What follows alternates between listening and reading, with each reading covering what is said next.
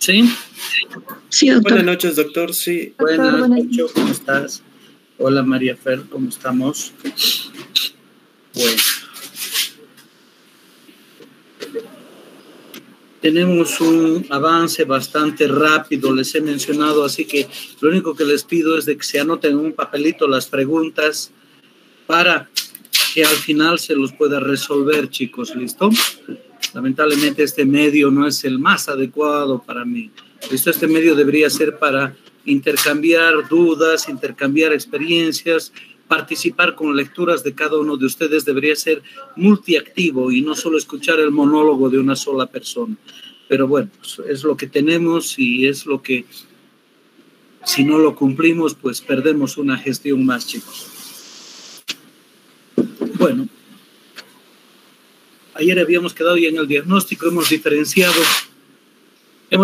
los 3 tipos de lesión renal aguda. Esto no les voy a insistir mucho en los parámetros laboratoriales como las excreciones fraccionales de urea y las otras cosas que son un poco complicadas para ustedes. Eso lo vamos a ver en el curso de las prácticas que tengan ustedes, sobre todo los estudiantes que tengan la suerte de rotar por algún centro nefrológico. ¿Listo? Pero sí es importante para complementar el diagnóstico de una lesión renal aguda tener imágenes. La ecografía es fundamental. ¿Listo? Será una lesión renal aguda cuando las características ecográficas sean las que consideramos normales, un tamaño de 9 a 12 centímetros, adecuada diferenciación córtico-medular y la presencia de la vascularización adecuada certificada por el Doppler en el momento del estudio. Una radiografía simplemente nos va a aportar las siluetas renales, el tamaño, pero no siempre las características que caracterizan a un riñón normal. La gammagrafía con tecnesio de TPA es una alternativa, pero existe un solo centro de gammagrafía en el departamento de Cochabamba y no tendría, miren la fila de enfermos renales agudos que tendría accesible al procedimiento. La angiografía renal está indicada cuando existe algún proceso o sospecha de un evento trombótico o embólico. ¿Listo? Y requiere de un laboratorio de hemodinamia. Pocos centros o clínicas tienen un centro de hemodinamia. La tomografía y la resonancia nuclear magnética cuando existe obesidad o dificultades para tener imágenes a través de la ecografía están indicadas. Y valorar el riesgo-beneficio del uso del contraste. ¿Cuándo se biopsia una lesión renal aguda? Habitualmente no. Pero si en el curso de la evolución no hemos determinado la causa, es decir, tenemos una lesión renal aguda de causa desconocida, debe biopsiarse. Ya hay razón suficiente por el pronóstico, la recuperación, la terapéutica que va a necesitar este paciente. Cuando descubrimos una enfermedad sistémica, como es el caso de la diabetes mellitus, la hipertensión arterial sistémica, ¿listo? El lupus eritematoso sistémico o alguna enfermedad que tenga secundariamente afectación a nivel de los riñones. El síndrome clínico que se llama insuficiencia renal rápidamente progresiva. Esta es una entidad bastante agresiva, ¿listo? Que si no nos damos cuenta termina con la vida del paciente. La insuficiencia renal rápidamente progresiva es una entidad que se caracteriza en la anatomía patológica por la formación de semilunas. Se efectúa ocupación del espacio urinario por células que han pasado del sistema sanguíneo al espacio urinario y una proliferación secundaria de las células epiteliales de la capa parietal de Bowman y se colapsa el ovillo y desaparece la función renal. Por tanto, la insuficiencia renal rápidamente progresiva, que es la pérdida del filtrado glomerular en pocos días, la presencia de hematuria y proteinuria, y en algunos casos las manifestaciones, además en otros órganos como es pulmón, ahí estaríamos viendo el Goodpasture o el Wegener, en la que hay hemoptisis y hay hematuria, ¿listo? Caracterizan esta enfermedad, debe biopsiarse a la brevedad al paciente, porque cuanto más precoz el tratamiento inmunosupresor, mejor el pronóstico de sobrevida renal. Se debe biopsiar un paciente con lesión renal aguda cuando en el estudio aparece proteinuria y hematuria patológica. ¿Listo? Además, cuando el paciente tenga una oligoanuria prolongada, 3 a 4 semanas, y el paciente requiera diálisis y no vemos recuperación, ¿sí? La anuria sin uropatía obstructiva, es decir, los riñones están, no hay una gota de orina, y los riñones están ecográficamente sanos y no se visualiza obstrucción de la vía urinaria.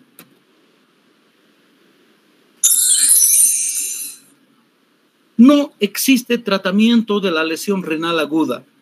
No existe. Ya les he mencionado, tratamiento es el reemplazo de las funciones por otro procedimiento y que se reponga a la cabalidad la perfusión de los riñones y la función endocrina, metabólica y de depuración que ya hemos conocido. No existe. La diálisis es un equivalente auxiliar, pero no cumple las funciones endocrinas y metabólicas, como vamos a ver luego.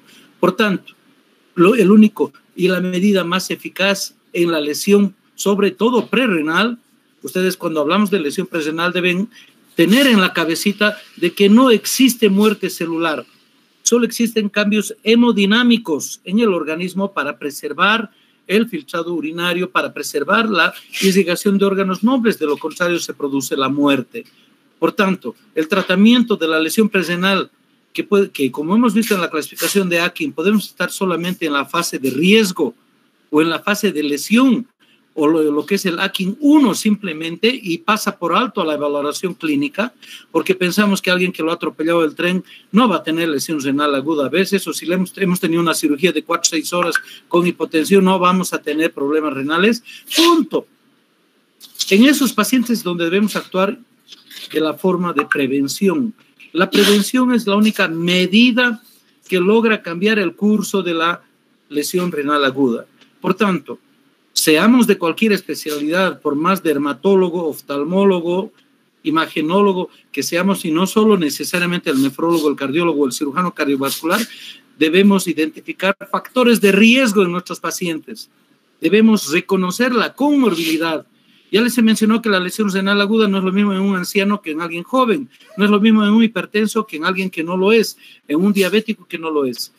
Toda la comorbilidad ya lleva desgaste cardiovascular, ya lleva cambios vasculares con disminución de la perfusión de ambos riñones, y si a eso se suma la hipoperfusión por pérdida sanguínea o pérdida de volúmenes de agua, vamos a tener una lesión renal establecida. Por tanto, es responsabilidad de todo profesional y de cualquier especialidad el control estricto del estado de hidratación, sobre todo ancianos, sobre todo quemados.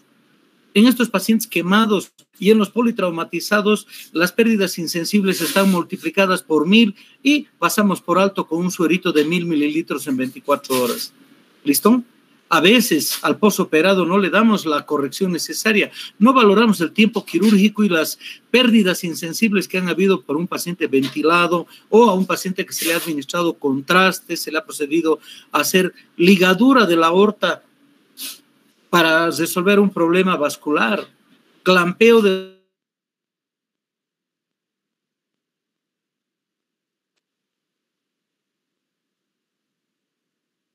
los analgésicos, la cirugía o los antibióticos producen daño renal. Por tanto, debemos pensar en la nefrotoxicidad, debemos preguntar el nivel y calcular la función renal de nuestros enfermos y ajustar la dosis al filtrado glomerular actual. Les he mencionado que la inflamación es el factor deleterio para la recuperación de la función renal. Por tanto, debemos tratar efectivamente a las infecciones. Las infecciones nos van a llevar para el lado de la no recuperación de la lesión renal aguda. ¿Listo? Debemos estar encima de nuestro paciente valorando clínicamente cómo está su líquido extracelular. Y frente a cualquier indicio de depresión del LEC, vamos a establecer un catéter venoso central, un monitoreo hemodinámico, una hoja crítica. Vamos a hacer expansiones adicionales al plan de hidratación para que el paciente no ingrese a una necrosis tubular aguda. Es importante la vigilancia laboratorial. Es horrendo cuando hay cirugías que han comprometido a la perfusión renal, no se pide una creatinina en postoperatorio. Se espera. Mientras veamos orinita en la bolsa, pasamos por alto el verdadero filtrado del riñón. ¿Listo? Entonces, la vigilancia laboratorial debe ser estricta, debe ser precisa. Para eso se debe ejecutar una evaluación diaria, clínica, laboratorial y hemodinámica del paciente. Debemos propender que el paciente tenga una diuresis de por lo menos 1 mililitro kilo peso hora y que los parámetros hemodinámicos nos den una tensión arterial media de 65. Acuérdense, la tensión arterial media es la presión de perfusión de todos los órganos. ¿Listo? Por debajo de 65 milímetros de mercurio ya existe deterioro cognitivo, es decir, existe hipoperfusión cerebral y más aún hipoperfusión de miocardio y de los riñones que van a generar trastornos en la función. Por tanto, fundamental, entre comillas, el tratamiento presrenal, es decir, reconocer todas las posibilidades de que el paciente esté cursando una deshidratación severa previo al cuadro. Perdón.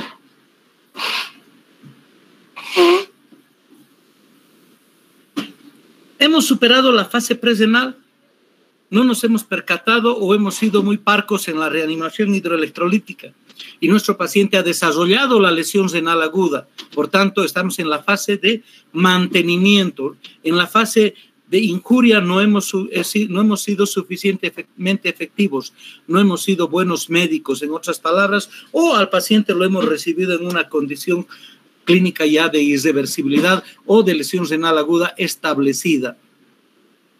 ¿Qué debemos hacer en la fase ya establecida, como es la necroestubular aguda? Corregir las causas potencialmente reversibles. ¿Por qué? Porque puede existir un síndrome intermedio de daño, es decir, que si bien hay nefronas que han sufrido ya necrosis de sus células, hay nefronas que están con un daño isquémico intermedio y puedan responder a la reanimación. Debemos evitar mayor nefrotoxicidad. Si el paciente estaba con una infusión de diclofenaco, pues le suspendemos ese y buscamos una alternativa. Un opiáceo es la alternativa que no va a producir cambios hemodinámicos en el riñón. Si el paciente ha recibido contraste endovenoso, pues vamos a forzar la diuresis en ese paciente. ¿Listo? Reducimos la nefrotoxicidad. Si hay necesidad de recibir un antibiótico por los gérmenes que se han aislado, pues vamos a ajustarlos al parámetro de función renal cada día. Y luego vamos a establecer el monitoreo hemodinámico. El monitoreo hemodinámico significa tener los parámetros de presión venosa central y presión capilar pulmonar dentro de parámetros que permitan el trabajo del corazón y permitan la perfusión de todos los órganos y fundamentalmente los riñones. Vamos a someterlo a un balance hidroelectrolítico. No es nomás hacer cargas endovenosas, no es nomás meterle fluidos aún la presión arterial sea baja. Debemos razonar.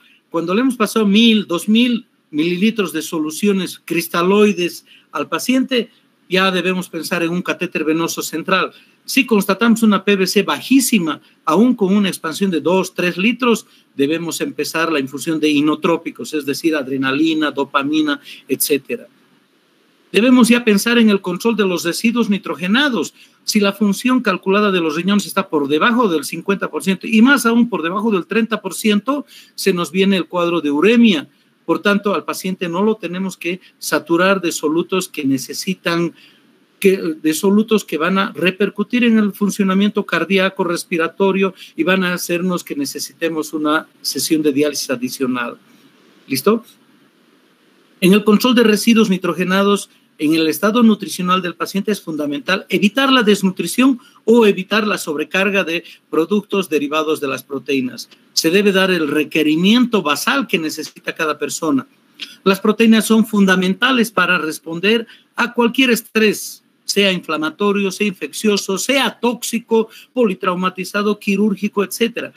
Sin proteínas no se responde al mundo, sin proteínas se muere la persona. Por tanto, las proteínas debe recibir el paciente 1 gramo kilo peso cada día. La situación de lesión renal aguda es un estado de hipercatabolismo, es decir, que requiere alto consumo de calorías. Al paciente se le debe administrar entre 25 y hasta 35 kilocalorías de kilo peso al paciente. ¿Listo?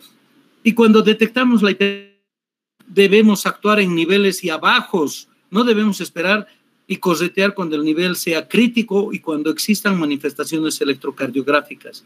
¿Listo? Si el paciente está en anuria, a las 24 horas de anuria ya debemos establecer como norma las medidas de control de la hiperpotasemia, porque por encima de 5.5 miliequivalentes el corazón va a parar y no vamos a saber qué hacer y no hay reanimación cardiovascular que libere al corazón de la hiperpotasemia. Las primeras medidas para combatir la hiperpotasemia es antagonizar el efecto inhibidor del potasio. ¿Listo? Normalmente para que haya una contracción de la fibra miocárdica existe un estímulo de 1 milivoltio. ¿Listo? 1 milivoltio es suficiente para la despolarización de la fibra miocárdica.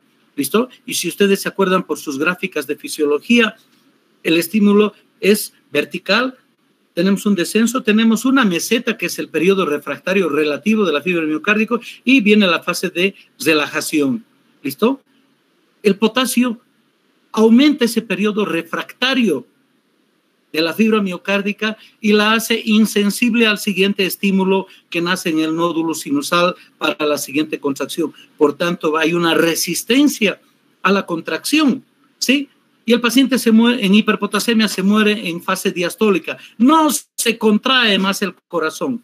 ¿Cómo debemos combatir eso? Tenemos un inhibidor natural en el cuerpo que es el calcio iónico. Y la forma de presentación del calcio iónico es el gluconato de calcio. Por tanto, un paciente que está en anuria, oligoanuria, y que el potasio está tocando los límites normales superiores, debemos administrar preventivamente el gluconato de calcio. Luego, inteligentemente hay que actuar en la redistribución del potasio. ¿Listo? El potasio abunda en el espacio intracelular. Así como el sodio es el principal electrolito en el líquido extracelular, el potasio es el que mayor concentración tiene en el líquido intracelular. Sí, habitualmente alrededor de 150 miliequivalentes por decilitro. Por tanto, si ingresamos el potasio dentro de la célula, no se va a morir la célula y vamos a salvar de las complicaciones de la hiperpotasemia. ¿Y cómo hacemos que el potasio ingrese dentro de la célula? Existen drogas que van a afectar la concentración del líquido extracelular, permitiendo el ingreso al intracelular. El bicarbonato es la principal droga y más efectiva. ¿Listo? En condiciones de acidemia, para mantener el equilibrio electrolítico, el potencial intracelular del extracelular, ¿listo? Y no se produzca la muerte, ¿listo? En situación de acidemia existe salida de potasio del intracelular al extracelular, ¿listo? Y en situaciones de alcalemia existe ingreso de potasio al intracelular. Así mantenemos el potencial eléctrico de una célula y estamos con vida. Si no existiría este paso de potasio a los compartimientos inducido ya sea por la acidemia o la alcalemia, la célula deja de funcionar y eso es la muerte. ¿Listo? Ya hemos visto que la lesión renal aguda por el déficit funcional del riñón no se regenera el bicarbonato, por tanto estamos en una condición que se llama acidosis metabólica y la acidosis metabólica va a permitir mayor salida de potasio. Entonces la fuente de potasio no solo es la dieta o la posibilidad de que haya habido hemólisis, abdomiólisis, sino la salida por la acidemia de potasio de dentro de la célula. Entonces, administrando bicarbonato, corregimos el pH sanguíneo y hacemos que el potasio reingrese a la célula y evitamos la muerte por hiperpotasemia. Luego existen drogas beta-2 adrenérgicas, ¿sí? Ese es el salbutamol y el albuterol que se deben administrar, pero de forma de nebulizaciones, ¿listo? A través de la acción de receptores y bombas de sodio, potasio, las drogas beta-2 adrenérgicas permiten el ingreso de potasio dentro de las células y corrigen la hiperpotasemia. Luego, podemos lograr también reducción del potasio a través de la administración de insulina y dextrosa o dextrosa más insulina. La dextrosa ingresa dentro de la célula gracias a la acción de la insulina por receptores propios, es decir, cuando nosotros consumimos hidratos de carbono que han sido transformados en dextrosa en el hígado, la dextrosa entra dentro de la célula unida a una molécula de potasio gracias a la insulina. ¿Listo? Por tanto, la administración externa de dextrosa más insulina va a promover el ingreso de dextrosa más potasio dentro de la célula y va a bajar el potasio del extracelular. Una medida muy efectiva para evitar la muerte por hiperpotasemia. Luego están los otros mecanismos. Uno, más importante, la eliminación del potasio. ¿Listo? Debemos administrar diuréticos, pero en dosis monstruosamente altas. Se puede hacer un bolo de furosemida de 4 o 5 ampollas o la infusión continua de diuréticos de 10 o 15 o 20 ampollas a pasar en 2 horas. Pero estamos en una lesión renal aguda ya establecida y si el perfil de la lesión renal aguda es la oligoanuria, pues no nos sirve el diurético, no hay diuresis. Va a ser útil el uso de diuréticos solamente en las formas poliúricas o en las que conservan la diuresis hasta el final de la insuficiencia renal. La otra vía de eliminar potasio del organismo es el uso de catárticos, ¿sí? O las resinas de intercambio. En condiciones normales, entre el 5 y el 10% del potasio de nuestra dieta se elimina por la secreción mucosa colónica, es decir, se va en la materia fecal. ¿Podemos potenciar esta excreción? Sí, podemos duplicarla. Y se administra, por ejemplo, una resina de intercambio, que es el sulfato sódico de poliestireno, se debe administrar y el efecto es un poco tardío, se necesitan 2, 4, hasta 6 horas para ver el efecto. ¿Por qué? Porque tiene que transitar todo el tubo digestivo, llegar a la mucosa colónica y producir ese efecto de captación de potasio y eliminarlo en la materia fecal. El mismo efecto produce cualquier catártico, así que podemos darle al paciente manitol por boca, le podemos dar lactulosa por boca y generar diarrea sin comprometer el estado de hidratación de nuestro paciente. ¿Listo?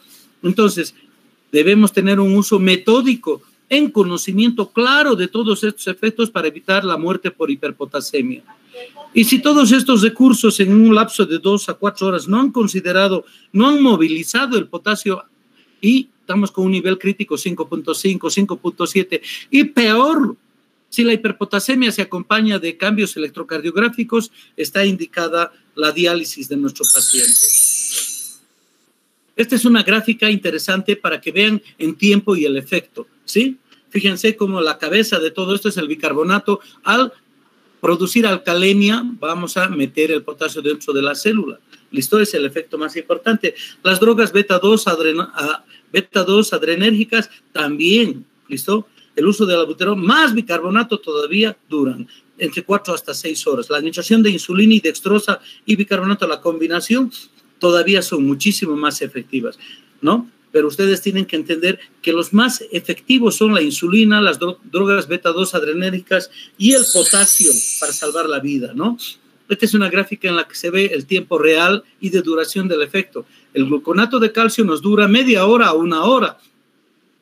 Las drogas beta-2 adrenérgicas de 2 a 6 horas, pero obviamente que el efecto se va cayendo. La insulina de 2 a 6 horas. Los diuréticos de asa, si es que hay diuresis, 1 a 3 horas. La diálisis pues va a ser inmediata si la instalamos. Las resinas de intercambio como el caixelato, listo, 4 a 6 horas. La administración de dextrosa siempre más allá de las 6 horas, ¿no? Entonces, siempre hay que valorar eso. Si el potasio es crítico, mejor empezar la diálisis, ¿verdad? Listo. El tratamiento de la lesión renal aguda establecida es muy compleja, requiere monitoreo hemodinámico, pues se establece un desbalance entre la microcirculación de nuestros riñones y la circulación sistémica. Acuérdense que el fundamento de la necrosis tubular aguda significa vasoconstricción intraparenquimatosa. Ese ha sido el gatillo de la muerte celular, es decir, que todas las arteriolas del parénquima renal están cerradas, ¿listo? Y eso no acontece pues en el organismo, en el resto del organismo. Por tanto, existe una disociación real en la hemodinamia renal y la sistémica. Y si a eso se suma sepsis, pancreatitis o una disfunción multiorgánica, pues el que lleva las de perder habitualmente es nuestros riñones, porque ¿qué le administramos a alguien que está en sepsis? Pues catecolaminas, drogas sinotrópicas que producen vasoconstricción sistémica y a lo poco que quedaba de perfusión renal se agrava y el riñón prolonga su fase de necrosis tubular aguda establecida. ¿Listo? Por tanto, exige un uso racional de las drogas vasoactivas para no prolongar la isquemia y la necrosis de los riñones. Hay varios trabajos de sustancias vasodilatadoras como la dopamina, el fenoldopam, pero ninguno al presente puede recomendarse. Ninguno ha tenido un efecto que ha cambiado el pronóstico o la necesidad de diálisis en el enfermo renal agudo. ¿Listo? ¿Existe alguna evidencia que reduciendo el consumo de oxígeno a las células tubulares podíamos impedirles la necrosis tubular? La furosemida es un factor importante. Al bloquear las bombas de sodio y potasio que trabajan contracorriente, ¿listo?, se reduce el consumo de oxígeno de las células tubulares, pero este efecto no ha llegado a ser una recomendación en la terapéutica de la lesión renal aguda establecida. Nos queda simplemente mantener el monitoreo y control. El monitoreo hidroelectrolítico, cada día debemos hacerle una gasometría arterial. Cuando el pH plasmático está por debajo de 7,15, pese a la administración de bicarbonato parenteral, está indicada la diálisis. Cuando el bicarbonato sérico está menos de 15 miliequivalentes por litro, está indicada la diálisis. ¿Listo? Por tanto, es un factor muy importante. El control de las infecciones, ya hemos dicho, cultivos, tratamientos antibióticos adecuados y dosis ajustadas al filtrado glomerular actual. ¿Listo? El control de la disfunción secundaria, si el paciente tiene anemia, ¿listo? Se debe dar protección gástrica, se debe dar un tratamiento preventivo para el tromboembolismo pulmonar o para el tromboembolismo venoso de los miembros inferiores. Se debe tratar la enfermedad de base si es que existe comorbilidad. Se debe tratar la enfermedad renal o extrarrenal. ¿Listo? Si es inmunológica, inflamatoria o infecciosa, debe atenderse con eficiencia, porque cuanto más antes controlemos un proceso inflamatorio, mejor la recuperación de la lesión renal aguda. El control de la diuresis es importante, seguido del laboratorio. El cálculo de la función renal, vamos a ver de que no existe un monitoreo, una droga o un soluto ideal para el monitoreo de la función renal, pero sí son útiles la gasometría, el manejo de oxígeno de los pulmones, etcétera. ¿Listo? Existen drogas recomendadas como son los diuréticos osmóticos, el manitol, la furosemida, el uso de dopamina, los bloqueantes cálcicos, etcétera. Deben manejárselos prudentemente, riesgo-beneficio, porque no han demostrado un cambio importante en el pronóstico de la lesión renal aguda. El paciente debe ser reevaluado todos los días. Todos los días debe tener una evaluación hemodinámica, neurológica, metabólica y de su pronóstico renal. Y se debe indicar precozmente el tratamiento sustitutivo de la función renal. Es decir, debemos recomendar la diálisis precozmente. ¿Listo? Los parámetros que persigue el monitoreo durante la lesión renal aguda es restaurar la perfusión de renal. Es decir, tenemos que trabajar con un catéter venoso central y replesionar el volumen de líquido extracelular. Una PVC cercana a los 10 centímetros de agua debe ser la meta. Disminuir la lesión de las células epiteliales que todavía están lesionadas y que puedan recuperarse. Ajustar las drogas nefrotóxicas al filtrado renal. ¿Listo? El uso de diuréticos y bicarbonato está indicado desde fases precoces. El diurético va a convertir una lesión renal aguda oligoanúrica en poliúrica y nos permite manejar mejor a un paciente con un volumen urinario importante. ¿Listo? Promover reparación y regeneración debería ser un capítulo aparte. Usar el factor de crecimiento ecodiérmico, el factor de necrosis tumoral, pero no existe en presentación clínica presente, ¿no? Ya les he mencionado la presión arterial media por encima de 65 milímetros de mercurio, la presión venosa central por encima de 10 centímetros de agua, la presión capilar pulmonar por encima de 15 milímetros de mercurio. Mantener la oxigenación con una hemoglobina superior a 10 gramos por litro. ¿Listo? Si tenemos disponibilidad de hacer un ecocardiograma, debemos intentar tener un índice cardíaco superior a 4,5 litros por minuto. La saturación de oxígeno siempre debe estar por encima del 90%. Vigilar la formación de un tercer espacio. El edema se ha convertido en un factor pronóstico por sí solo. No es lo mismo el edema sacro, no es lo mismo el edema pulmonar, por supuesto.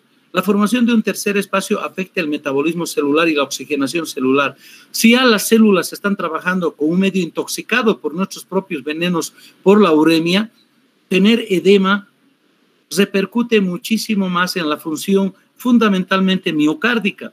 En un paciente que esté edematoso se ha notado una disfunción diastólica por la formación de edema en la fibra miocárdica, porque no se salva el miocardio de tener el edema que tiene el paciente aún en partes declives. El tubo digestivo no se salva del edema. El edema en la mucosa del tubo digestivo es un factor para la proliferación bacteriana, para la permeación de bacterias y agravamiento de la sepsis de nuestro paciente.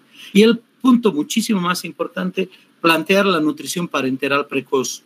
La desnutrición ya es un factor de mortalidad por sí solo. Agravando la lesión renal aguda, pues el paciente se va a morir. Ya les he mencionado que las proteínas se necesitan para la recuperación. Por tanto, un paciente que lo tenemos en ayuno, durante todo el periodo de su lesión renal aguda, se va a morir. Debe recibir proteínas y calorías en condiciones controladas. ¿Cómo podemos perseguir o controlar a nuestro paciente con lesión renal aguda? No existe una fórmula. La fórmula más sencilla es la de Cockcroft-Gault, ¿no? 140 menos la edad, sí, sobre la creatinina, el peso por 72 y multiplicar por 0,8 si es una mujer. Es un parámetro útil, ¿listo? Considerando las variables de peso en obesos mórbidos, en pacientes que tengan amputaciones o en la mujer, como es el caso más frecuente, nos sirven para monitorizar. Después de eso no existe a un paciente con una lesión renal aguda, no lo podemos llevar a gamografía renal todos los días, no podemos hacerle un ecodoppler renal todos los días, ¿sí? Y cuando se restablece el volumen urinario, podemos hacerle la depuración en orina de 24 horas. En una lesión renal aguda establecida, el cálculo del filtrado glomerular no determina acciones. El paciente que está en una lesión renal establecida está con un filtrado glomerular menor de 30 y puede estar 0. Por tanto, el paciente vive gracias a las acciones que nosotros vamos a tomar y entre ellas las medidas de depuración extracorpórea como es la diálisis. ¿Listo? Entonces no sirve. Cuando existe un volumen urinario significativo, sí. Bueno. A ver, ¿quiénes están con vida todavía por ahí? ¿Qué preguntas hay hasta el presente? No se me duerman, pues, mira, ya están convulsionando, che. Pregunten ahora o callen para siempre. Doctor, buenas noches. Dale. Una pregunta. En el caso de los pacientes que les realicemos una cirugía, ¿le tenemos que pedir urea en orina justo después de la cirugía o solo en caso de que presente oliguria, doctor? El monitoreo no te implica que solamente porque no veas orina. ¿Listo? ¿Qué parámetro vas a tener que tenía antes de entrar al quirófano si no es el que está evidenciado en su laboratorio? El paciente debe tener. Si tú vas a tener un factor de riesgo sobre tu paciente, ¿qué significa una cirugía cardíaca para ti? Aplicación de anestesia general. ¿Qué hace la anestesia general? Produce vasodilatación sistémica y va a generar hipoperfusión renal. Si tu paciente le vas a reemplazar la válvula aórtica, necesitas clampear la aorta, conectarlo a una máquina de circulación extracorpórea. Ya son 2 injurias mayores para tu riñón, ¿sí? Y si encima está conectado a un equipo de circulación extracorpórea, se producen accidentes de sangrado, hemólisis, etcétera, ¿listo? Entonces, ¿cómo vas a interpretar la urea o la creatinina después de quirófano si no tienes un parámetro? ¿Listo? Tienes que entender de que el que controla la circulación extracorpórea durante una cirugía está vigilando, tiene sonda Foley el paciente, no ve volumen de orina, o le hace una carga o le administra furosemida. Y tener una bolsa llena de orina no es un parámetro que te diga el riñón está ok. ¿Sí? Ya hemos hablado que tenemos 2 criterios para decir que hay una lesión renal aguda establecida: la creatinina y el volumen urinario. ¿Listo? El volumen urinario va a caer por sí solo de su valor cuando se han usado diuréticos en el transoperatorio. Salvo no se hayan utilizado diuréticos osmóticos o diuréticos de asa, sí es un valor válido, y la creatinina también. Ahora tienes 1 de creatinina y tenías 1 de creatinina previo a la cirugía. ¿Qué ha pasado? Tu paciente está pues intubado, está relajado. La única fuente de creatinina es el corazoncito y el diafragma que estás respirando. También tienes que considerar esa variable. Hemos dicho que la creatinina es el producto del metabolismo muscular. El 85% de la creatinina viene del músculo esquelético, ¿verdad? Pero estás relajado, el paciente está en quirófano. Entonces, tú tienes que razonar. No es el laboratorio el que te va a dar el diagnóstico de lesión renal aguda, la interpretación de tu paciente. Eso es lo que debes ver. Vamos, ¿qué más? Gracias, doctor. Y una pregunta más, disculpe. ¿Cuál consideraría usted que es el mejor manejo de la hiperpotasemia? Por ejemplo, ¿podemos utilizar de entrada gluconato cálcico, doctor? Te he mencionado en la gráfica que cada uno cumple su efecto por diferentes vías. Todos tienen su vía de efecto. Por tanto, que utilices solo uno, nunca vas a lograr un efecto deseado. Se deben usar secuencialmente todos y administrar todos esos. ¿Listo? Hay un solo inconveniente. que es el volumen de infusión. El bicarbonato no se puede administrar purito, es una sustancia hiperosmolar. Se debe utilizar por una vía central, un catéter venoso central, sí, ¿ya? Pero ¿cuánto necesitas de bicarbonato? 1 mililitro kilo peso. Si el paciente se presenta, el paciente tiene 100 kilos, 100 mililitros no se administra puro, o una bomba de infusión, pero vas a necesitar varias horas para la bomba de infusión. Por tanto, pasas habitualmente diluido en 150 o 500 mililitros de fisiológico. Puedes usar la dextrosa, pero eso es volumen también. ¿Listo? Por tanto, la única contraindicación es que el paciente esté hipervolémico, está en edema agudo del pulmón y no responde a la furosemida, punto. Ahí sí lo llamas al nefrólogo para que ponga el catéter y empecemos la diálisis. ¿Sí? Siempre les voy a decir a todos ustedes que cada paciente es un caso excepcional. La valoración de la terapéutica y el pronóstico depende de individualizar el tratamiento. Cada lesión renal aguda es multifactorial. No todos tienen la misma puerta de entrada, cada uno tiene su comorbilidad. Ayer cuando hemos hablado en anamnesis vemos las variables edad, sexo, patología de base, etc. Por tanto, cuando tú quieras elegir cuál es la vía, todas son por igual útiles, todas tienen un solo objetivo, ¿listo? Y si te acuerdas en la gráfica, el efecto máximo dura 6 horas. Pues en ese tiempo ya pues has llamado a Dr. Gutiérrez, tenemos un paciente que va a requerir diálisis y se implanta el catéter y se instala la unidad portátil y lo sometemos a diálisis. ¿Qué más? Muchas gracias, doctor. Vamos a Argentina, ¿qué más? Continuamos. Bueno, las vigilancias que deben haber del agua, acuérdense, la homeostasia del agua y los solutos. Tenemos imagen, ¿no, chicos? Alguien diga que sí. Sí, doctor. Ah, muy bien. La relación de agua y solutos la controla el riñón. No hay riñón. Entonces tenemos que hacer un balance diario nosotros de la cantidad de agua que le administramos, del sodio que le administramos y el sodio que pierde el paciente. Si le damos mucha agua, vamos a llevarlo al paciente a la hiponatremia. La hiponatremia va a cambiar la osmolaridad del plasma y va a generar edema cerebral y el paciente se va a morir. ¿Listo? Si le damos muy poquita agua, ¿listo? Se va a concentrar el sodio plasmático y si le damos sodio, además, soluciones hipertónicas, vamos a generar un estado hiperosmolar, se va a deshidratar la célula más vital que es el cerebro y el paciente va a tener deterioro sensorial, come y se va a morir. Por tanto, cada día debemos valorar el líquido extracelular con la composición del sodio y eso y tener un balance de agua y sodio. ¿Listo? Siempre tratando de no llegar a un estado de sobrecarga de volumen, ¿sí? Y no generar edema.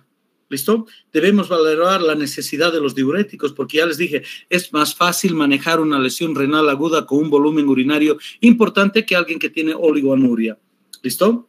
Entonces, es importante reconocer las complicaciones del sodio en aumento o de la dilución acuosa por la hiponatremia. ¿Listo? En esas condiciones, cuando el paciente no se logra controlar la hiponatremia o la hipernatremia, está indicado la diálisis, ¿no?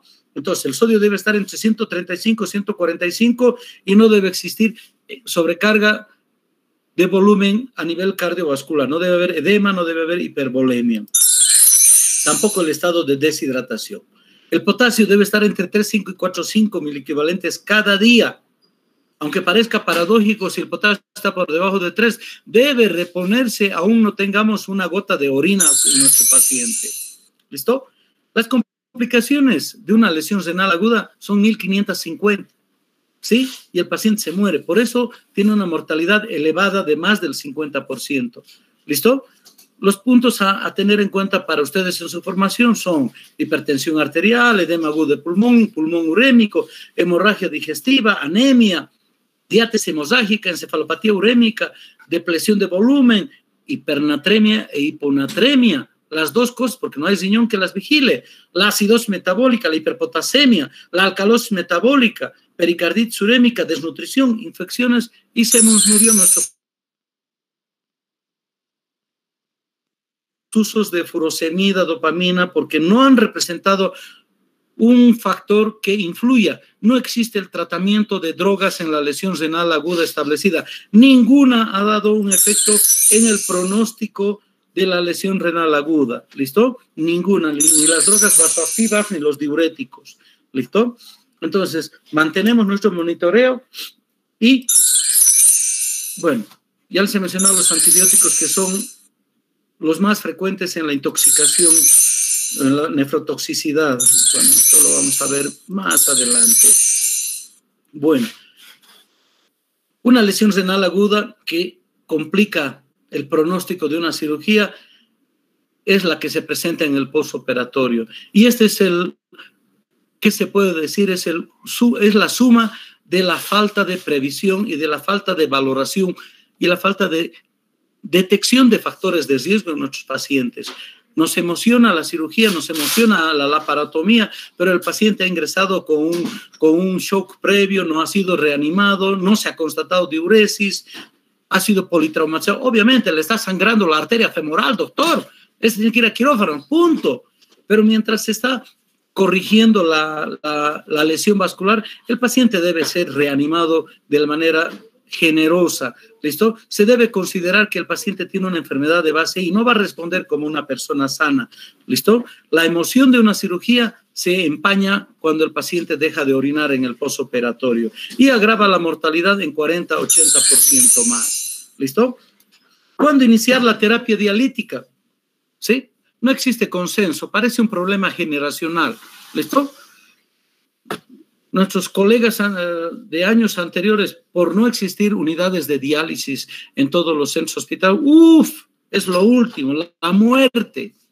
¿Listo? Diálisis era sinónimo de muerte, pero al presente tenemos equipos de nefrólogos muy bien implementados, tenemos mucha experiencia, existen equipos de última generación para reemplazar la función renal perdida, pero eso no significa que debamos llegar a este estadio. Siempre digo que la lesión renal aguda que ha necesitado de diálisis significa un jalón de patas, no de orejas siquiera, jalón de patas al equipo de salud. No hemos sabido reconocer los factores de riesgo, no hemos hecho el rifle. ¿Qué significaba el rifle? El rifle es para matar pichones, pero también para matar la inexperiencia y la negligencia en el equipo de salud. No se ha reconocido el riesgo, no se ha reconocido la injuria, hemos llegado a la lesión y aún no hemos reaccionado y solamente cuando el daño está establecido estamos llamando al nefrólogo, ¿no? Entonces, no existe un consenso, pero siempre deberían existir normas en un servicio que cuenta con una unidad renal. ¿Listo? En nefrología manejamos indicaciones absolutas sin indicaciones relativas. Absolutas, así como su nombre lo dice, ¿listo? El paciente antes de 2 horas debe estar dializando si no está muerto. ¿Listo? Las indicaciones absolutas son de cumplimiento inmediato. ¿Listo? Estamos llamando al nefrólogo cuando se ha presentado. ¿Y cuáles son estas? La hipervolemia o el edema agudo de pulmón refractario al tratamiento. ¿Qué significa esta condición? El paciente está sobrecargado de líquido y de volumen. Y no hay respuesta ni a vasodilatadores ni a diuréticos. El paciente se está ahogando y las más de las veces ya está intubado y está conectado a un ventilador. ¿Listo? Por tanto, la hipervolemia o edema pulmonar refractario al tratamiento solo se resuelve con diálisis. La hiperpotasemia con electrocardiograma alterado. ¿Listo? Se supone que llegando acá ya le hemos hecho todas las medidas de redistribución, las 8 medidas que siempre entran al examen y nunca me responden. ¿Listo? La hiperpotasemia con electrocardiograma alterado. Si para el paciente, no hay cómo sacarlo del paro. Excepcionalmente sale del paro porque el miocardio no se contrae. ¿Listo? Entonces la diálisis es la única que corrige esta función. La acidosis metabólica con pH de 7,15 o un bicarbonato menor de 15 es indicación de diálisis absoluta. La pericarditis urémica. Por la lesión renal aguda se produce en todo el cuerpo una serositis y las serosas que hacen lloran sangre a su espacio virtual. El pericardio se va a llenar de sangre y va a provocar taponamiento pericárdico. Y reanimen a un paciente que tiene taponamiento, eso ya hay que ser mandrake para sacarlo. El paciente que compromete su estado sensorial. Hay pacientes que convulsionan por uremia, sobre todo la población pediátrica. La convulsión es una indicación absoluta. ¿Listo? La encefalopatía urémica, desde el trastorno de la atención a algún grado de coma, debe ser indicación de diálisis inmediata. La hemorragia digestiva alta, dentro de un marco de hiperazoemia, se resuelve con diálisis. La hemorragia digestiva alta, dentro de un marco de una insuficiencia renal aguda, no es pues por una úlcera péptica o una úlcera duodenal o una úlcera gástrica. El mecanismo es variable y es una microangiopatía. Son vasos sanguíneos que se han roto, ¿listo? Y el sangrado es en napa y no hay cómo parar si no es solo con diálisis. Bueno, las otras causas serán tóxicas, un intento de suicidio, por ejemplo, ¿listo? Vamos a remocionar organofosforados, organoclorados, intoxicación por fenobarbital, etcétera. Vamos a tener que actuar de inmediato. Y cuando existe algún rechazo agudo de un riñoncito recién trasplantado o existe enfermedades inmunológicas como es la vasculitis por ANCA-P, el síndrome de riñón-pulmón, el Wegener o el Good-Pasture que cursa con títulos de autoanticuerpos elevados y el paciente se está muriendo por compromiso del sistema nervioso central, debe dializarse de urgencia. Los tóxicos más frecuentes, etanol, metanol. El isopropanolol ya no hay en el comercio. El etilenglicol es algo que lo tienen que tener en cuenta. El etilenglicol es el líquido de freno. ¿Listo? En otras sociedades, como es en Buenos Aires, el etilenglicol se vende en bolsitas en las estaciones de servicio. Es el líquido, es el congelante del líquido de frenos. Entonces, todas las novias decepcionadas van, se compran su bolsita y vale una moneda y se toman. ¿Listo? Entonces, el etilenglicol hay que actuar porque se mueren. Analgésicos, el acetaminofén, el fenobarbitúrico, el fenobarbital, la difenilidantoína, ¿listo? Son las sulfas, la canamicina, la polimixina, son cosas frecuentes, ¿listo? Toxinas, los hongos no son nuestro debut, ¿no? La manita faloides no hay, pero sí hay ingestas de anilina, ¿sí? Tricloroetileno, carbamatos, ¿listo? Y los que provienen del chapare, organoclorados o fosforados. ¿Listo? Deben actuarse de inmediato. Las indicaciones relativas significa muy bien, me llaman por teléfono, tiene una urea de 200, el paciente está lúcido, mañana le ponemos catéter. Por tanto, no hay apuro. ¿Listo? Entonces, las indicaciones relativas son una urea mayor a 200 miligramos. Pero este valor es para personas eutróficas. ¿Listo? Alguien que tiene ya desnutrición o tiene insuficiencia hepática nunca va a llegar a 200 miligramos por decilitro, y menos un paciente de la tercera edad y población pediátrica menos. Por tanto, el valor de la urea es relativo según el estado, el biotipo que tiene el paciente. Si es eutrófico, sí, pero si es un desnutrido hepático, cirrótico, etcétera, nunca va a llegar a la urea y la urea cae en ese factor. La creatinina habitualmente más de 6 miligramos. ¿Por qué? Porque el cálculo del filtrado con creatinina de 6 estamos por debajo de 15 y el paciente se corre el riesgo de morirse. La anuria por más de 48 horas sin respuesta a la medicación es indicación de diálisis. La diálisis precoz en el paciente séptico. Incluimos al COVID en esta situación, ¿listo?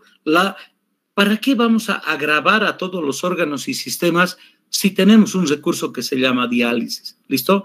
Eso realmente es desconocer los beneficios metabólicos que tiene la diálisis.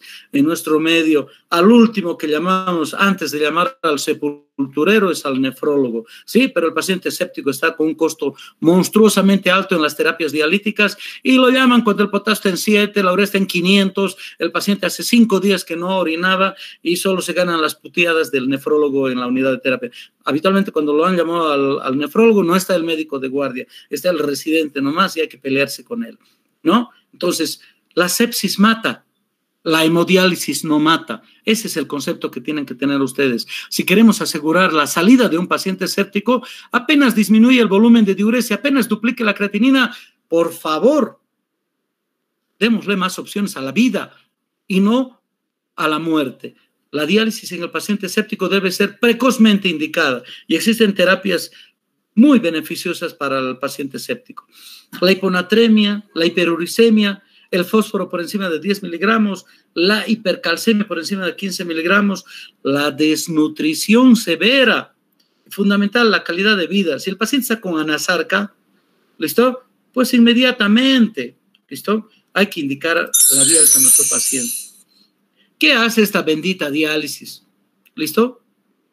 La interposición de un equipo extracorpóreo para la depuración de la sangre, lo único que hace es corregir los trastornos hidroelectrolíticos, es decir, va a corregir la hiperpotasemia, va a corregir la hiponatremia, la hipernatremia. ¿Por qué? Porque exponemos la sangre a un baño que tiene las concentraciones normales de solutos y electrolitos. ¿Listo? Va a corregir la sobrecarga de volumen. Podemos ultrafiltrar el agua y sacarlo del edema agudo de pulmón. Podemos prevenir y tratar las complicaciones del síndrome urémico. El síndrome urémico va a matar por encefalopatía, hemorragia digestiva, acidosis metabólica. Entonces, corregimos la uremia y no se muere el paciente. ¿Listo? Corregimos la acidosis metabólica. Podemos tener la posibilidad de aportar aminoácidos, lípidos durante este procedimiento. Sí, porque acuérdense que tenemos un catéter venoso central y tenemos el acceso al torrente circulatorio con grandes volúmenes. Podemos remover mediadores inflamatorios y tóxicos en el caso de un rechazo agudo o una enfermedad autoinmune, sí, ¿listo? Por tanto, corregimos prácticamente todo el síndrome clínico de la lesión renal aguda, excepto las funciones metabólicas y endocrinas del riñón. La maquinita esta no va a producir eritropoyetina, la maquinita esta no va a producir aldosterona, no va a reabsorber el sodio, no va a corregir la anemia porque no produce eritropoyetina y no va a corregir otros trastornos que necesitan de excreción renal. ¿Listo? Instaurar un equipo de diálisis depende de la experiencia del equipo nefrológico. Una unidad renal cuenta con monitores, con personal capacitado y con las membranas de depuración extracorpórea apropiadas para cada evento. ¿Listo? Los solutos urémicos son miles de millones. Los que se han podido detectar y causan la muerte de los nuestros pacientes son los que actualmente utilizamos. La acumulación de beta-2 microglobulina es una causa de morbimortalidad alta. ¿Listo? A larga genera amiloidosis relacionada con la uremia. ¿Listo? La acumulación de leptina, creatinfosfoquinasa va a generar malnutrición en el paciente. ¿Sí? Las poliaminas que aparecen fundamentalmente del metabolismo bacteriano del tubo digestivo, ¿listo? Van a generar resistencia a la eritropoyetina y van a generar anemia. La hormona paratiroidea que no ha sido excretada va a generar prurito, inhibición de la eritropoyetina. La acumulación de homocisteína, este aminoácido incompleto, va a generar riesgo cardiovascular y muerte súbita. Los AGEs, los productos finales de la glucosilación, van a generar alteraciones en los tejidos, van a generar alteraciones enzimáticas, inflamación local y fibrosis del endotelio. ¿Listo? Y como estos, hay cientos de compuestos que van a alterar la sobrevida de las células, ¿no? ¿Qué terapias dialíticas conocemos? Existen terapias intermitentes y terapias continuas.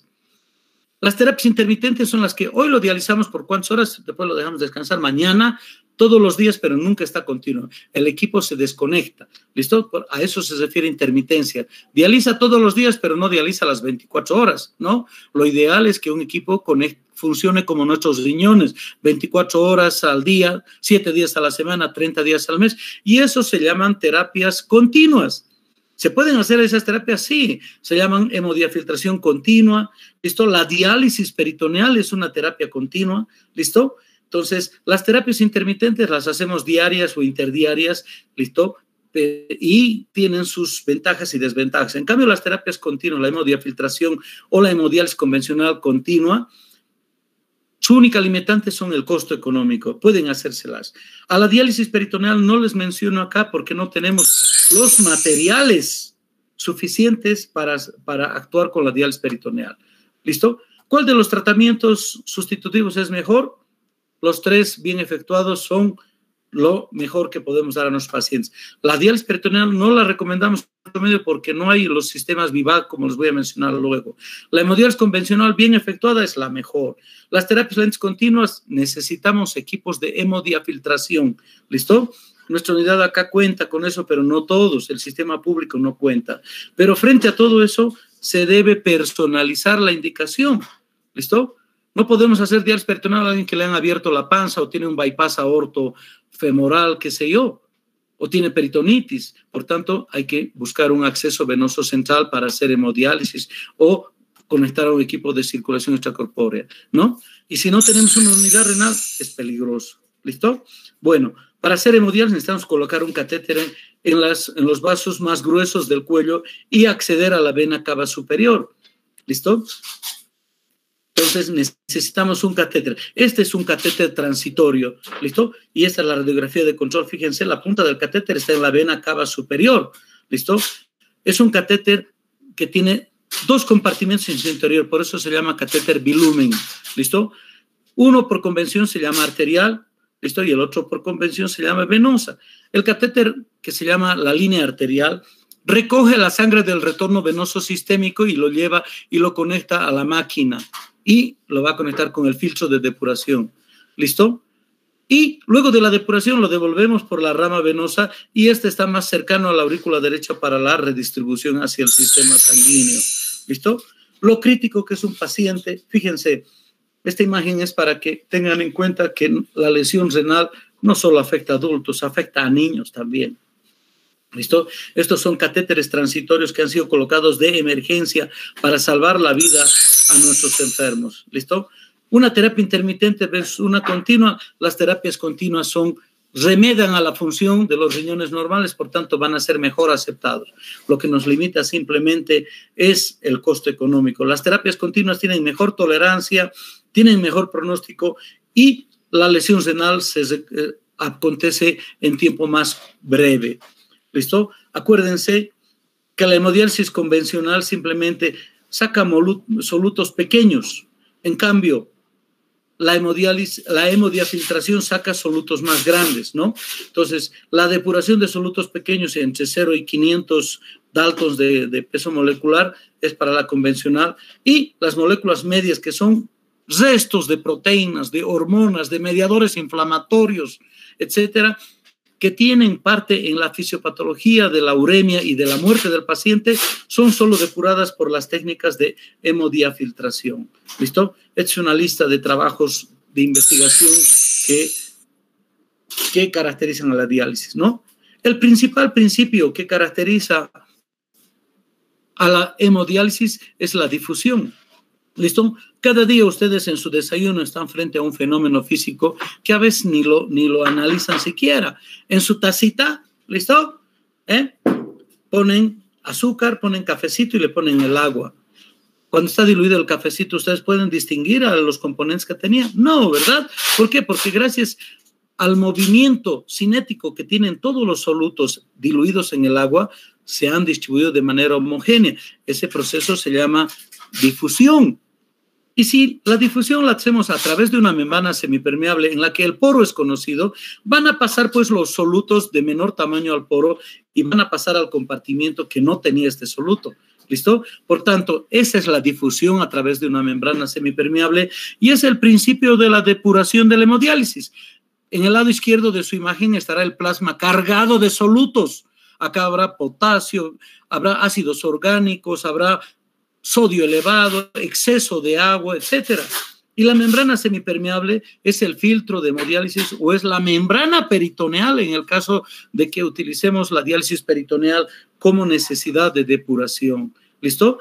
Y al otro lado está el baño de diálisis que va a recibir estos solutos que son tóxicos y los va a eliminar al exterior del paciente, ¿no? Algo para que entiendan es esta gráfica. Al centro la membrana semipermeable. Este es el lado izquierdo, es el lado de la sangre cargada de solutos urémicos. ¿Listo? Les he mencionado que el baño de diálisis es una solución que tiene solutos a concentraciones normales. ¿Listo? No puede no tenerlos, porque de lo contrario se muere en una vuelta el paciente. Por tanto, en el lado del sanguíneo predominan la urea, ácidos orgánicos, la creatinina, el potasio, el fósforo, el sodio, el exceso de agua y esa bolsa grande de solutos que se llaman urémicos o moléculas medias. En el baño de diálisis tenemos bicarbonato para corregir la acidemia. Cuando estamos hablando de diálisis peritoneal, hablamos de lactato, porque el bicarbonato con la glucosa precipitan, por tanto, el lactato es el soluto que va a corregir la acidosis metabólica. El lactato en su paso por el hígado se transforma en bicarbonato y corregimos la acidemia. Va a haber calcio en mayor concentración que el plasma, porque acuérdense que tiene hipocalcemia. El potasio va a estar en una concentración reducida o inferior, 3.3 mil equivalentes. Porque si hubiera un nivel más inferior, el cambio es sensado por el miocardio y se moriría el paciente. El sodio va a estar en concentración normal, el agua estará en función de que el paciente esté hipervolémico o esté deshidratado. ¿Listo? En el caso de la diálisis peritoneal tenemos un mordiente osmolar, que es la glucosa, que está en concentraciones doble o 5 o a veces 10 veces más que el plasma para permitir el paso de los solutos y el agua, ¿no? Entonces, acuérdense la difusión, que no es nada más que la difusión. Esto es lo que ven ustedes en su desayuno. Y este fenómeno lo hacemos a través de una membrana. Y si a través de la membrana aplicamos un gradiente de concentración o un gradiente de presión, ese fenómeno se llama convección. ¿Listo? Entonces, a través de un gradiente de presión o a través de un flujo de presión, hacemos que el soluto sea empujado al compartimiento del baño de diálisis. Ese fenómeno se llama convección. ¿Listo? Bueno, difusión es el movimiento cinético de las moléculas de mayor concentración o menor concentración. Convección a través de un gradiente de presión. Este fenómeno de absorción se utiliza en los intoxicados. La membrana contiene carbón activado que puede absorber, así como el imán capta un metal, el carbón activado capta sustancias tóxicas de los intoxicados. Es un procedimiento especial. Este fenómeno de absorción se ha utilizado en la sepsis o en la tormenta de citoquinas del COVID, porque a través del carbón activado todo el sistema de interleuquina que va a ocasionar prácticamente la muerte del paciente, y no es el virus el que está ahí, vamos a depurar el sistema de interleuquina y es un factor favorable para el paciente que está comprometido por el COVID, post-COVID, ¿no? Bueno, entonces estos fenómenos de convección y difusión caracterizan a la hemodiálisis y así alcanzamos la depuración de moléculas pequeñas o enormes, ¿no? ¿Listo? Conocen ya el ovillo glomerular, es un vaso sanguíneo modificado que a través de sus poros, su membrana trilaminar, depura sustancias chicas o la hace a través de excreción o gradiente de presión. Por tanto, la convección ya existe en nuestros riñoncitos. Lo único que ha hecho el ser humano es copiar la fisiología del ovillo glomerular en una sustancia y que ha inventado un capilar. La sangre pasa por el interior y es empujada por el gradiente de concentración por fuera del capilar o por un gradiente de presión hacia afuera del capilar. ¿Listo? Así funciona la hemodiálisis. Este es un capilar de la membrana de diálisis, ¿no? El capilar está en cientos de miles de unidades dentro del cartucho del dializador, ¿no? Punto. Esta es una de las terapias innovadoras que se quiere un monitor que se llama hemodiafiltración. Este otro monitor es el de hemodiálisis convencional. Hemos ganado mucho al pronóstico de nuestros pacientes con esta terapia. ¿Listo? Los cambios que les había mencionado en hemodiálisis intermitente y continua es que la hemodiálisis intermitente saca los solutos de forma rápida, elimina solo los productos pequeños, tiene mala tolerancia hemodinámica, solamente utiliza la difusión, ¿listo? Y es económica. En cambio, la hemofiltración o hemodiafiltración es lenta, elimina moléculas grandes, es mejor tolerada, la sobrevida es mejor y es mucho más cara, ¿verdad? ¿Listo? Entonces, estas cosas tenemos que verlas. La diálisis peritoneal utiliza al peritoneo como membrana de difusión. ¿Listo? Nuestro peritoneo tiene una capa visceral y una capa parietal que en su conjunto hacen 2.1 metros cuadrados de superficie de intercambio en un adulto. Y esa misma superficie en pediatría, para la superficie corporal que tiene el niño y para el peso que tiene, representa 8 veces mayor. Por tanto, la población pediátrica se beneficia más de la diálisis peritoneal. El peritoneo tiene 1.200 mililitros del gas cardíaco. Por tanto, el intercambio de solutos con el peritoneo, cuando cargamos este espacio virtual con una solución de diálisis, ¿listo?, va a influir sobre esos 1.200 mililitros de sangre que pasan por este sistema de circulación peritoneal. ¿Listo? Para que exista esto, así es como la imagen de la derecha que tienen, necesitamos una bolsa que contiene la solución de diálisis y por un sistema en Y cargamos a la cavidad peritoneal.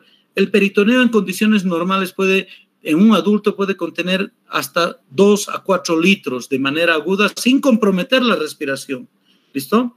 En pediatría son 50 mililitros por kilo peso. ¿Listo? Y luego de un tiempo de cargado, es decir, de un tiempo de permanencia en el peritoneo, los solutos urémicos de la sangre van a difundir al peritoneo que no tiene solutos urémicos. Ese tiempo se llama de permanencia. Y luego de un tiempo de permanencia que puede ser 30 minutos o 4 horas, ¿listo? Vaciamos el peritoneo que va a estar cargado de solutos. En ese tiempo el intercambio es en ambos sentidos. De la solución de diálisis peritoneal va a difundir el lactato que en el metabolismo hepático se transforma en bicarbonato y corrige la acidemia. ¿Listo? La glucosa que tiene es el gradiente osmolar que permite la ultrafiltración del agua. Y se van a intercambiar en ambos sentidos, como la gráfica que les he mencionado, los solutos urémicos hacia la cavidad peritoneal y luego van a ser descartadas en un ciclo. ¿Listo? Entonces, la diálisis peritoneal tiene su máxima indicación en población pediátrica, ¿sí? ¿Por qué? Porque el volumen sanguíneo de la población pediátrica es reducida respecto al adulto y es difícil controlar en hemodiálisis. Pero, listo, es Salvador. En esta imagen, vean, esta niña tiene un catéter rígido en el peritoneo y está haciendo diálisis pediátrica, ¿no? Fíjense, es un niño recién nacido que tiene un catéter de diálisis peritoneal, un catéter rígido para una diálisis aguda. ¿Listo? Nuestra realidad es pobre. No es usada en nuestro medio porque no disponemos de los insumos adecuados. Pediatría es su principal recurso. ¿Listo? Debería existir porque es, al inicio de diálisis, es la luna de miel que tiene el enfermo renal, pero fundamentalmente el crónico. En el agudo es rápida su instalación, no requiere de máquinas, su costo es más bajo que el de la hemodiálisis, pero no hay en el medio este sistema VIVAC, es decir, doble bolsa para cargar. ¿Listo? Entonces, no es asequible en nuestro medio. La diálisis está indicada hasta que el paciente recupere su función renal. ¿Cuándo nos vamos a dar cuenta de que el paciente está recuperando? Cuando aparece un volumen urinario. Se va a establecer lo que llamamos la fase poliúrica. El paciente orina entre 2 a 5 litros por día. Hasta 17 litros hemos sabido observar en un paciente. ¿Listo? Eso sí es importante. Basta que exista una diuresis de 2 a 3.000 en 24 horas. El paciente ya ha recuperado la depuración suficiente y sale del tratamiento de diálisis peritoneal o hemodiálisis, la que está cumpliendo. ¿Listo? Bueno, para todos los curiosos que les gusta vivir más en internet y no en los libros de medicina, bueno, el biofiltro renal o el riñón portátil está en experimentación. ¿Listo? Pero va a tardar. Al presente, la capacidad de depuración de esto es menor al 1%. Se necesita tener una maleta de 400 kilos en la espalda para que el paciente pueda depurar a través de su maquinita portátil. Estamos muy lejos de esa condición. ¿Preguntas?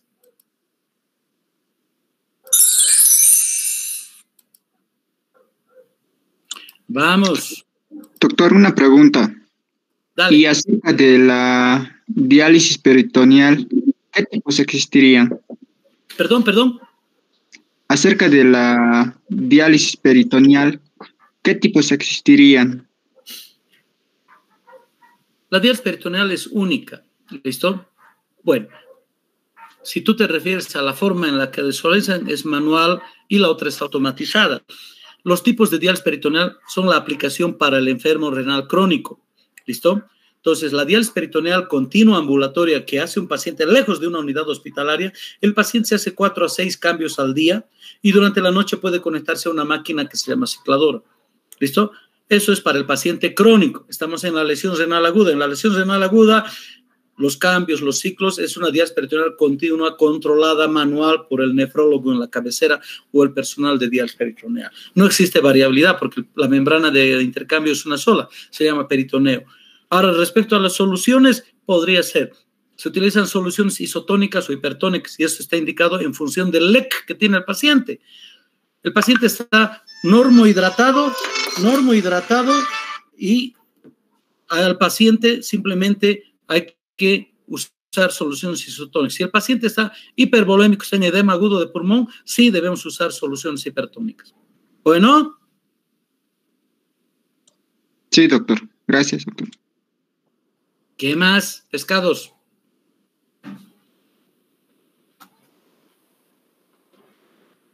Están roncando, ¿verdad?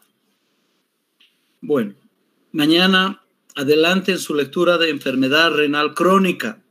¿Listo? Sobre todo la fisiopatología para que les sea clara. Y léanme lo que ya hemos avanzado y si hay preguntas las vamos a resolver. Bueno, pescados, descansen y lean. ¿Ok? Gracias, está bien, doctor. Gracias, Muchas doctor. gracias, doctor. Hasta luego. Eric, mañana la clase a las 8 también. Sí, ¿verdad? Sí, doctor.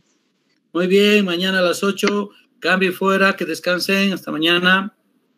Gracias, doctor. Gracias, doctor.